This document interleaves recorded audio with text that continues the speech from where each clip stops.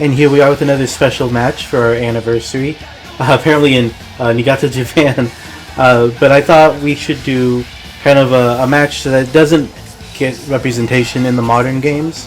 At least, as far as I know, it doesn't. Maybe in some of the later games it came back, because, like I said before, 2K19 is pretty much where I've cut off at the time of recording. I played a little bit of 2K20. I don't think this match was in there. I don't know about 2K22, and I haven't heard anything about it being in 23. I've only heard people talk about war games in 23. But anyway, I thought we'd also get a couple of characters who I haven't kept around in UDW. This was the last time I had either of these characters was here in 2K18, I believe. Sonic I got rid of because I just couldn't do the proportions anymore. I don't think there's any way to make a character look like that. And like, you know, the wrestler Sonic was never perfect, of course. It was like with the Squid Sisters before, but I got it as close as I could, and I couldn't get it any closer. And then I think Freddy Krueger, I think I dropped him for well, actually I don't know if I had a real good reason to drop him. I think I just never did make him in the new games. I think I maybe had trouble doing his clawed hand, because as you can see here in 2K18 he's got like a glove, and then I put like the long fingernails on, which of course are nowhere near as long as Freddy's glove hand blades on his fingers in the movies, but you know, it was close enough that it got the idea across. But I don't think you can even do that in the new games. I think that was the problem. Either that, or if I'm misremembering, and you can do that in the new games, then I guess I just never got around to making him again. Maybe I never got around to making like a burned skin design or any number of things. But he's perfect for our special match here, which is the Inferno match. A match that honestly isn't super great in the games. Like, I can understand why it got cut. It's not the most fun match to play, but it is kind of neat to have every now and then. I think I had quite a few Inferno matches back in the day. I made it a staple of the Captain Planet pay-per-view just because, you know, fire's one of the Captain Planet elements. So I thought, you know, why not have it there? But instead, here we're at the Mortal Kombat arena I made, which is one I was really proud of. I think I talked before about how proud I was of the Squid Game logo. Squid Game. I mean the Splatoon logo that I had in the Splatoon arena, and it's a similar thing with the Mortal Kombat logo. Like, it's more simple in that it's just color-wise, and that it's just black.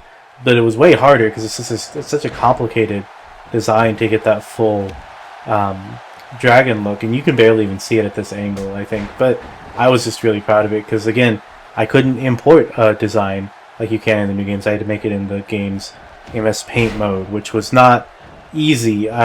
This one and the Cobra logo were ones I had to make multiple times in multiple WWE games on the Xbox 360, and they just were always a pain. But yeah, the Inferno match here, I would like to see come back. Even if it's not perfect, you know, like gameplay-wise, even if it's like kind of a mess, it's still just fun to have it as an option. The fire effect, I think, would look pretty cool on modern graphics. And, you know, I would even venture to say I would like to see, if at all possible, the setup for the Inferno match that Orton and Wyatt had during the pandemic, when they had, you know, the TV screen lockdown. Like, in a video game, you don't have to get rid of people in the arena in order to do that setup, because you don't have to worry about safety or anything in a video game.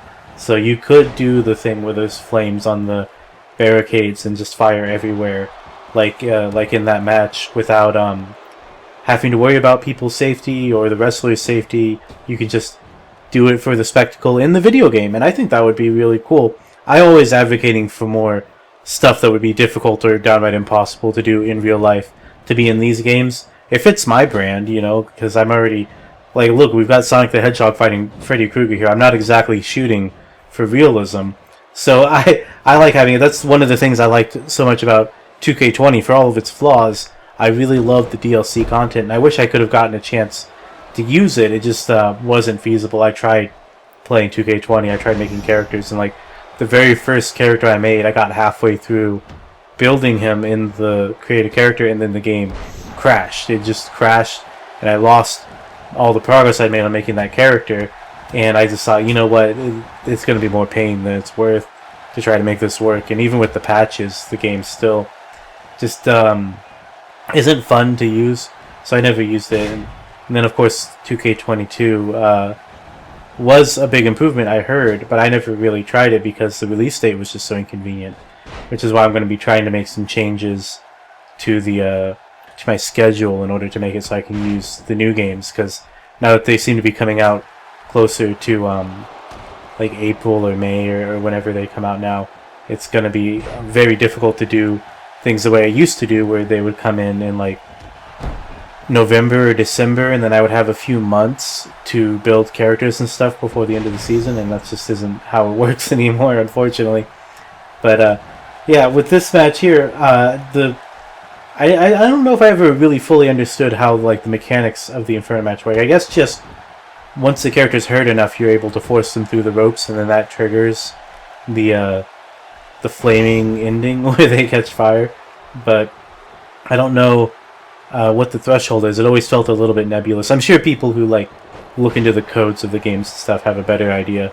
It's a similar thing with like breaking tables and tables matches. Sometimes you just gotta keep going for it until eventually it works. And it's just hard to gauge exactly how beat up they really have to be for you to be able to pull it off. Sonic's been looking pretty dominant here. I was really proud of Sonic, not just because he looks better than he should, like as janky as he looks, but he, you know, has a lot of Sonic-like attacks. You probably won't get to see them too much in this match.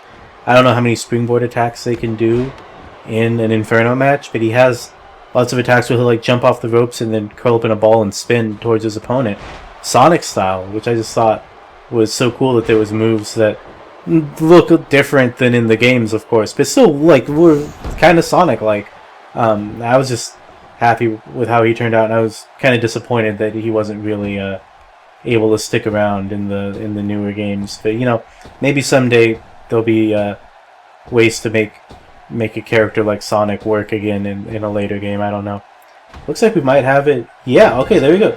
Freddy goes out, losing his, well, I guess you would call it his signature match. Although I guess it's kind of like a Kane. Like I think Kane only won like 1 or 2 Inferno matches. I feel like Kane usually lost Inferno matches because it was just easier to do the fire gimmick with his whole sleeve on his arm, you know, back when he was Masked Kane. But yeah, good for you, Sonic. This is probably the last time we'll see him on this channel for a long time, but he goes out with a win here, so good for him.